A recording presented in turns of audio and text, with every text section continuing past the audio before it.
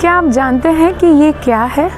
जी हाँ, इसे हम दर्भ कहते हैं, दुर्वा भी और खुशा भी। दर्भ कहे, दुर्वा कहे या खुशा कहे, हिंदू धर्म में इसका बहुत ही पवित्र स्थान है। कोई भी तर्पण हो, पूजा हो, श्राद्ध हो, पिंडदान हो, इसका उपयोग हम ज़रूर करते हैं और बिना दर्भ के कोई भी पूजा संपन्न नहीं होती है। तो फिर इस दुर्वा की उत्पत्ति हुई कैसे? कहा जाता है कि श्री विष्णु भगवान के रोम से इसकी उत्पत्ति हुई है।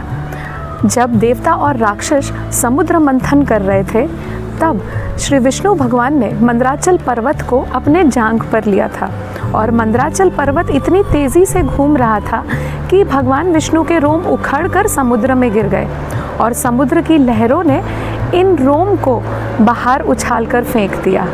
और जब अमृत निकला तब अमृत की कुछ बूंदें इस पर गिरी और ये दुर्वा पवित्र हो गया और अमर हो गया। इसीलिए दुर्वा अमर है और कहते हैं कि दुर्वा कहीं भी उग जाता है और बिना बीज के ये उगता है। उसका एक कारण ये भी है कि ये पवित्र इसीलिए है क्योंकि इसकी उत्पत्ति भगवान विष्णु से हुई थी।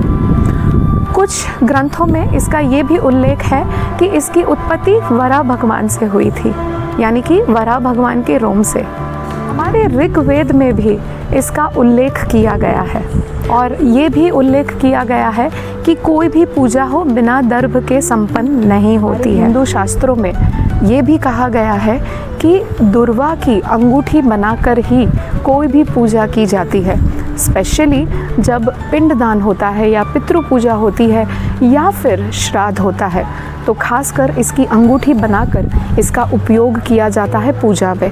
इसका कारण एक ये भी है कि ये नेगेटिव ऊर्जा को दूर रखता है, यानी कि हमें कोई भी नेगेटिव चीज़ों से प्रोटेक्शन देता है। और चंद्र ग्रहण के दिन भी इसका खास उपयोग किया जाता है।